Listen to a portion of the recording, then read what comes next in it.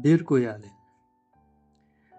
first time ko po na i-share ng ganito kalalim ang kwento ng buhay ko. Hindi ko alam kung saan ako kukuha ng lakas ng loob, pero dahil sa pakikinig sa inyong channel, naramdaman kong ligtas ang espasyong ito para ilabas ang mga bagay na patagal ko nang ikinulong dito sa puso ko. Ako nga po pala si Renz, 34 years old na ngayon. Si Kenneth naman ay 30 years old. Sa kasalukuyan, 11 taon na kaming magkasama sa ilalim ng iisang bubong bilang live-in partners. Kung titingnan kami ng ibang tao mula sa labas, tila ba napakasimple at napakatahimik ng buhay namin. Pero ang totoo, Kuya Allen, napakahaba at napakaraming liko ng kalsadang tinahak namin bago namin narating ang kung anong mayroon kami ngayon.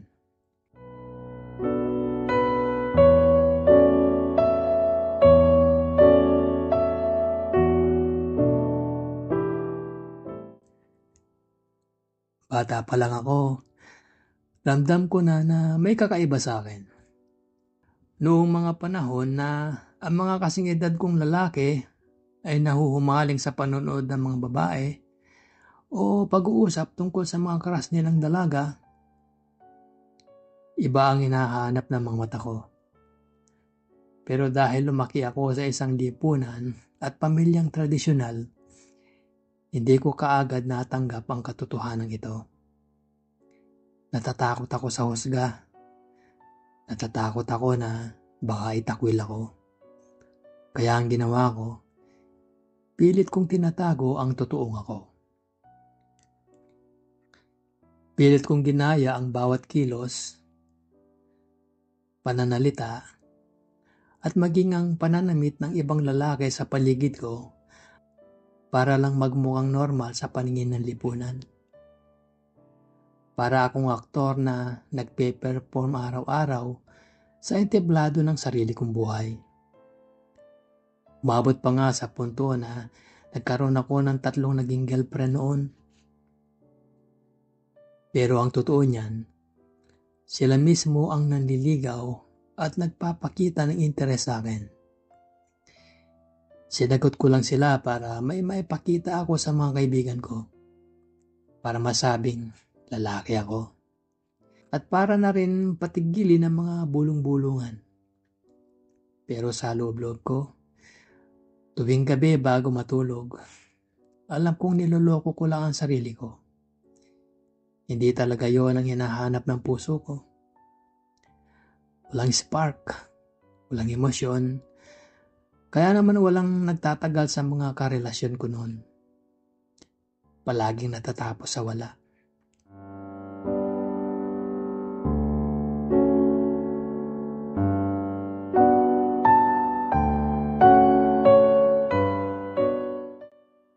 Dito ako pinanganak at lumaki sa Antipolo.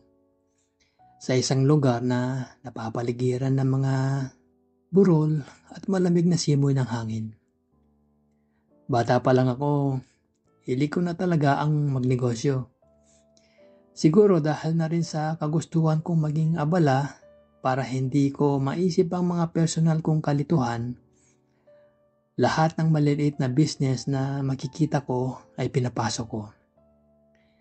Sipag at diskarte ang naging sandata ko. Kaya naman noong sumapit ako sa edad na 22,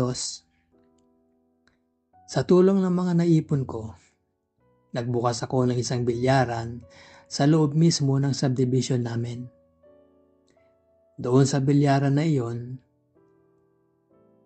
napuno ng usok, ingay ng mga bola, at tawanan ng mga tambay.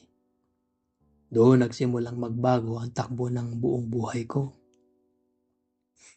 Si Kenneth, matagal ko na siyang kilala mula pa noong bata kami dahil magka-subdivision lang kami. Kilala ko ang buong pamilya niya, ang mga magulang niya, at alam kong papaano siya lumaki. Pero alam mo yun, Kuya Allen, dahil 4 na taon ang gap ng edad namin, Nung bata pa kami ay parang paslit lang siya sa paningin ko na madalas madungis at nagtatakbo sa kalye. Pero nung unang beses ulit kaming nagkita sa bilyaran ko matapos ang ilang taon, nagulat ako. 18 years old na siya noon. Kung dati ay patpatin at sakitin siyang bata, noong panahon na yon ay nagkalaman na ang katawan niya dahil sa hilig niya sa basketball at pagbubuhat sa gym. May konting abs na baka sa kanyang t-shirt. Matipuno ang balikat at lalaking lalaki talaga ang dating at bawat galaw.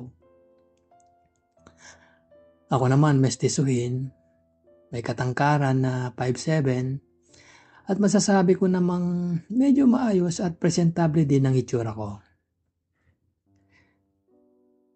Palatandaan ko pa nung pumasok siya sa bilyaran ko, parang biglang huminto ang ingay sa paligid. Doon ko naramdaman ang isang kakaibang pintig sa puso ko na matagal ko nang itinago.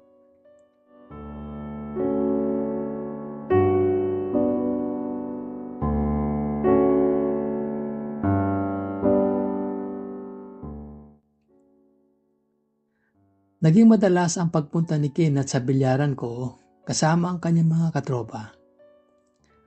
Halos doon na sila tumira sa gabi. At dahil teenager pa, madalas na nauuwi sa utang ang bayad sa billiard table kapag kipit sa allowance. Isang gabi, natalo siya ng malaki sa pustahan sa bilyar. Kitang-kita ko ang kaba sa mukha niya dahil wala siyang pambayad sa laro. Lumapit siya sa counter, kinakamot ang ulo, at mahiyang bumulong sa akin. Kuya Renz, utang muna yung table ha. Babayaran ko na lang kapag binigyan ako ng baon. Tiningnan ko ang mga mata niya. Sa halip na magalit, nakaramdam ako ng awa na may halong tuwa. Wala akong nagawa kundi ang mapangiti at pinagbigyan ko na lang siya. Ang sabi ko, sige lang Kenneth, isulat mo lang muna. Doon sa simpleng pagbibigay na yon, unti-unting nagsimula kaming maging malapit ang loob namin sa isa't isa. Halos araw-araw na siyang nasa bilyaran. Kahit minsan, hindi naman siya maglalaro, umuupo lang siya malapit sa counter. Magkikipagkwentuhan sa akin at tutulungan ako sa pag-aasikaso ng mga customer. Sa mga pag-uusap namin yon, nakilala ko siya ng mas malalim. Oo, naaminin na natin na medyo sugarol siya sa mga laro at may pagka-rebelde ang dating. Pero napansin ko na hindi siya naninigarilyo at hindi rin siya katulad ng mga ibang kabataan na naglalasing ng todo. May disiplina na rin siya sa katawan niya dahil sa sports. Doon ko na-realize na sa kabila ng pagiging mapusok ng kanyang edad, may matino at mabuting side pa rin si Kenneth bilang isang teenager. Minsan naman, pagkatapos ng mahabang gabi ng paglalaro at kapag nagsara na ang bilyaran, siya na mismo ang kusang bibili ng mga ihaw-ihaw sa labas ng subdivision. Babalik siya sa shop na may dalang ihaw at barbecue. Sabay hiningi sa akin ng kanin na niluto ko sa likod para pagsaluhan naming dalawa bilang hapunan. Sabay kaming kakain sa ibabaw ng billiard table. Nagtatawanan at nagkukwentuhan tungkol sa mga pangarap namin. Kapag naman wala na talaga siyang pera, pero gustong-gusto niyang sumama sa pustahan ng basketball o bilyar ng mga tropa niya, sa akin siya tatakbo. Lalapit siya sa akin, hahawakan ako sa balikat at manlalambing. Kuya, bayaran muna ng 300. Wala pa akong allowance eh. Bawi ako sa'yo kapag nanalo. At ako naman, parang tupa na laging handang magbigay. Abot kaagad ng pera nang walang pag-aalinlangan.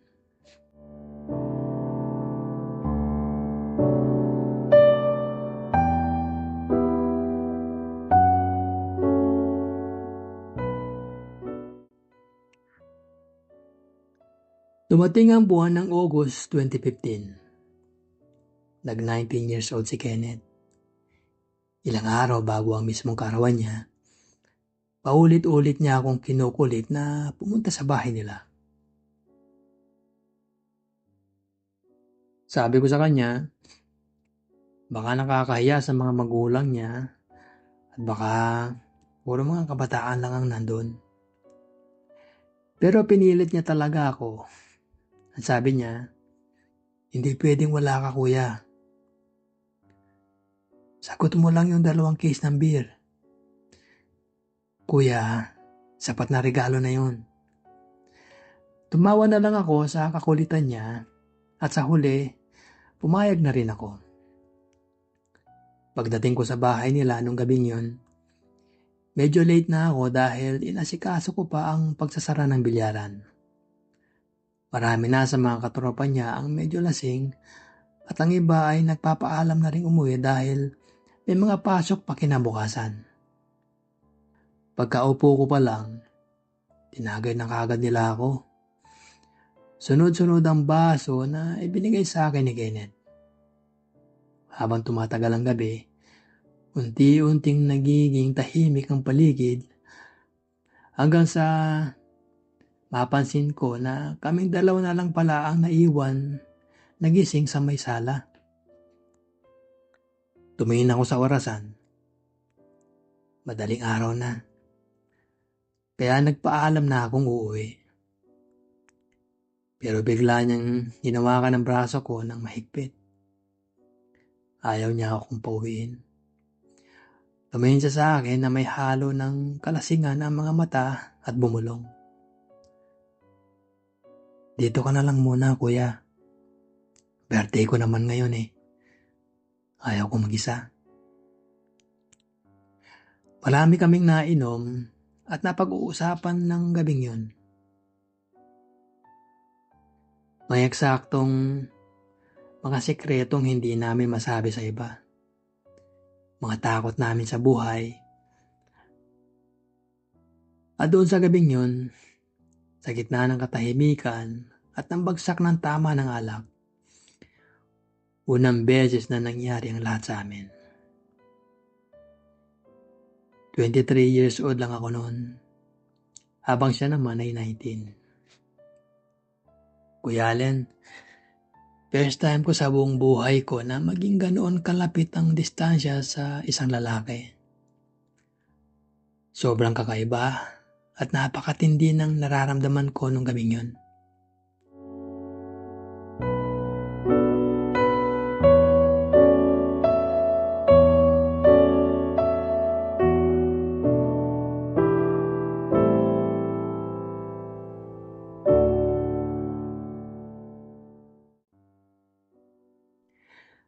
Pagkagising ko kinaumagahan, may bahagi ng puso ko ang natakot. Nangatog ang tuhod ko sa isiping baka masira ang pagkakaibigan namin o baka may makatuklas. Pero may parte rin ng pagkatao ko ang nakaramdam ng kalayaan. Isang bahagi na hindi ko kayang pigilan kahit anong gawin ko. Mula nung gabing yon, parang may invisible na tali na nag-ugnay sa aming dalawa. Halos araw-araw kami magkasama. Mas madalas pa nga na sa bahay na nila ako natutulog sa mismong kwarto niya. Dahil pumapayag naman ang pamilya niya na doon ako magpalipas ng gabi bilang malapit na kaibigan. Kapag may mga kapitbahay o tropa na nagtatanong kung bakit kami lagi magkadikit, mabilis ang palusot namin. Sasabihin naming may inaasikaso lang kaming business o magkasama lang kami sa mga lakad. Parang naging natural na bahagi lang ng buhay ko na sa bawat pagising ko sa umaga, mukha niya ang nakikita ko. Pero sa kabila ng lahat ng yon, hindi namin agad tinawag na relasyon ang mayroon kami. Walang ligawan, walang formal na tanong kung tayo na ba. Parang naging setup lang namin ay magkasama kami kapag kailangan ng isa't isa at magkaibigan kapag nasa harap ng ibang tao.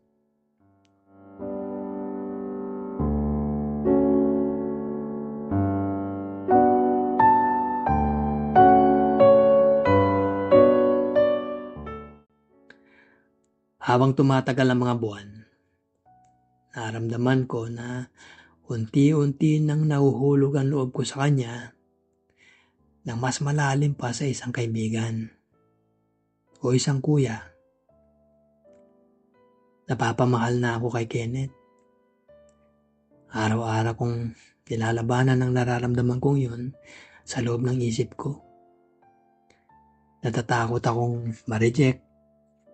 Natatakot ako na baka para sa kanya, panandali ang aliw lang ang lahat. Paulit-ulit kong sinasabi sa sarili ko tuwing tumitingin ako sa salamin. Libog lang to, Renz. Sanay ka lang na andyan siya. Huwag kang ma-attach, masasaktan ka lang. Pero iba na pala talaga ang dinidikta ng puso ko. Hulog na ako sa kanya, Kuya Allen. At wala na akong preno.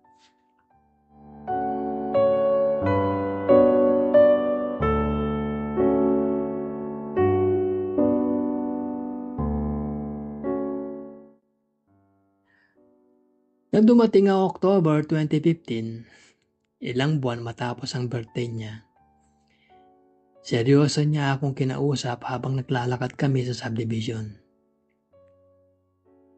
Sabi niya, gusto raw niyang mag-enroll ulit sa college para makatapos at magkaroon ng magandang kinabukasan. Tumayon siya sa akin ng diretso at sinabing, bahala ka na sa akin, kuya, kapag kinapos ako sa mga gastusin ko. Hindi ko alam kung saan ako kukuha ng lakas ng loob. Pero dahil mahal ko siya, binuhat ko ang responsibilidad na yon. Pinag-aralan niya talaga ang kurso niya gamit ang tulong ko. Sinuportahan ko siya sa mga proyekto, sa baon, at sa pangangailangan niya sa paaralan hanggang sa makatapos at makagraduate din siya eventually. Pero wag mong isipin, Kuya Allen, na naging perpekto ang lahat. Dahil walang level ang relasyon namin noon, may mga panahon na naghanap pa rin si Kenneth ng buhay na inaayon sa inaasahan ng marami. Sa loob ng mga taong nagdaan, may mga naging girlfriend siya. Napakasakit, Kuya Allen. Sobrang sakit na makita ang taong mahal mo na may kaakbay at kahalikan ng babae sa harap ng iba. Habang ikaw ay kailangang manatili sa anino bilang isang kuya lang. Umabot pa nga sa punto na may nabuntis siya sa isa sa mga naging girlfriend niya.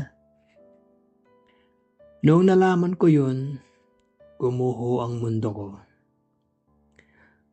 Akala ko tapos na ang lahat para sa amin. Pero alam mo kung ano ang nakakagulat.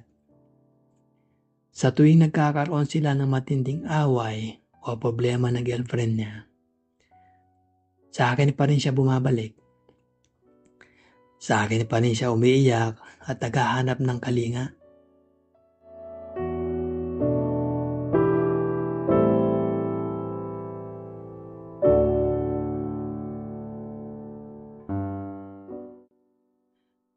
Naging on and off talaga ang takbo ng aming ugnayan sa loob ng ilang taon. Nasanay na ang puso ko sa ganitong masakit na setup.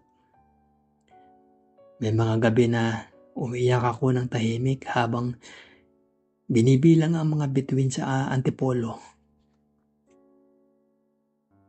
Tinatanong ang sarili ko kung bakit ko tinitiis ang ganitong sitwasyon. Pero sa huli, dahil sa sobrang pagmamahal ko sa kanya, tinanggap ko na lang kung ano ang kaya niyang ibigay.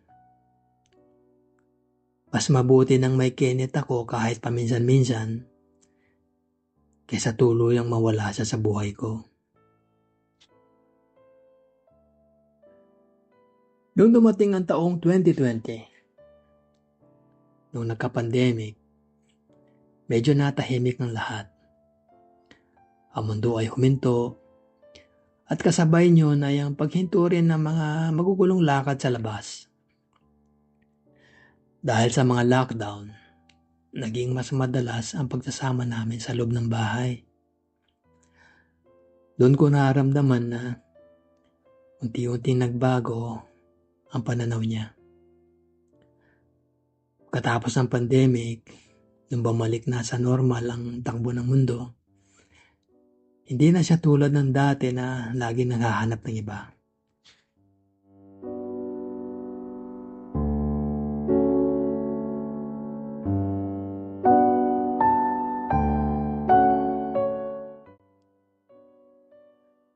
Hanggang sa isang araw, habang nagbubuhat ako sa gym, may nakakwentuhan akong isang kakilala.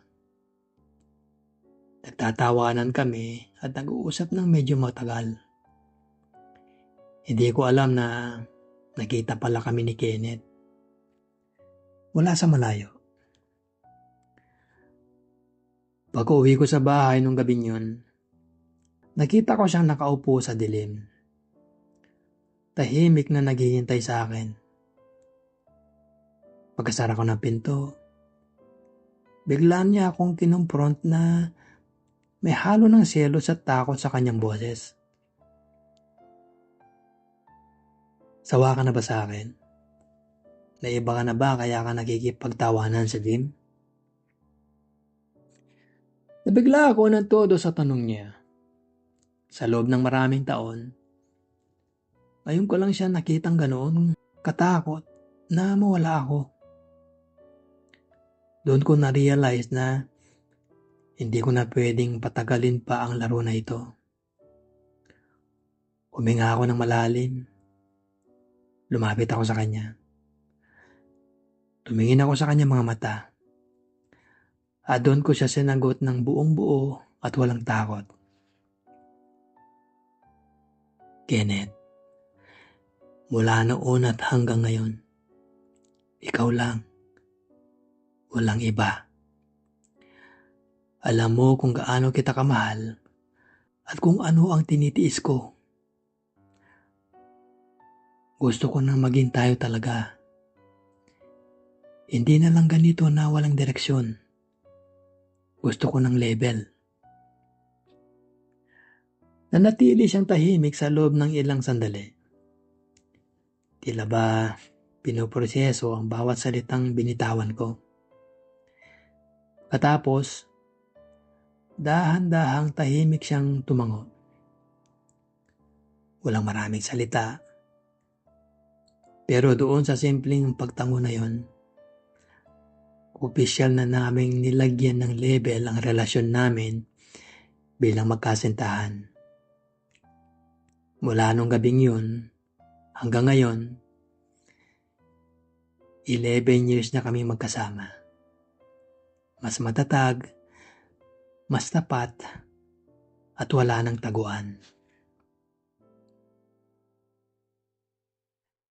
Ngayon dahil mature na kaming pareho, may mga binuo na kaming mga rules at sistema sa aming buhay.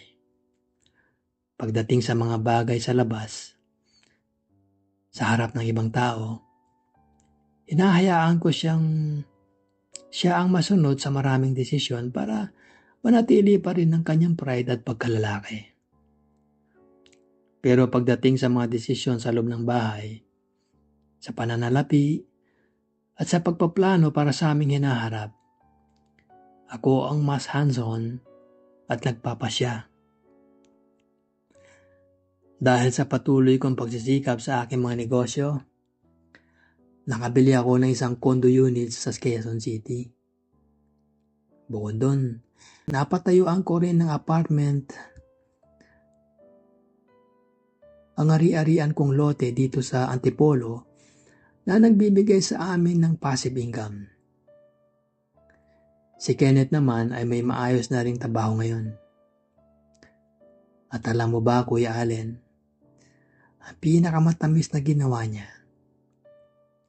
tuwing sasapit ang araw ng sweldo, kusa niyang inientrega sa akin ang buong sweldo niya. Pinagkakatiwalaan niya sa akin ang lahat ng kita niya para sa pamamahala ng pamilya at para na rin sa suporta sa dalawa niyang anak mula sa nakaraan niya. Ako naman, binibigyan ko siya ng daily allowance niya para sa trabaho.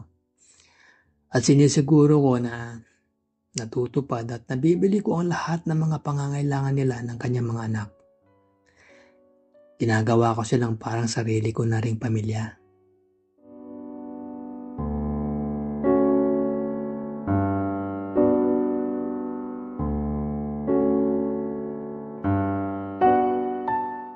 Alam na rin ng ilang mga close na tropa niya ang tungkol sa aming totoong relasyon. Minsan kapag nagkakatipon-tipon at may kaunting inuman, hindi maiiwasan na pinagtitripan at tinutokso kami ng mga kaibigan niya. Pero sa halip na magalit o mahiya, tinatawanan na lang namin ito. Tanggap na kami ng mga taong totoong nagmamahal sa amin. Wala kami naging major na away sa loob ng maraming taon dahil natutunan namin ang sining ng pag-uusap. Hinahayaan ko na siyang maging siya. Ang kanya pagiging mahilig sa sports at sa barkada. Siya naman, ginagawa niyang personal na obligasyon araw-araw na maging masaya at komportable ako sa aming buhay.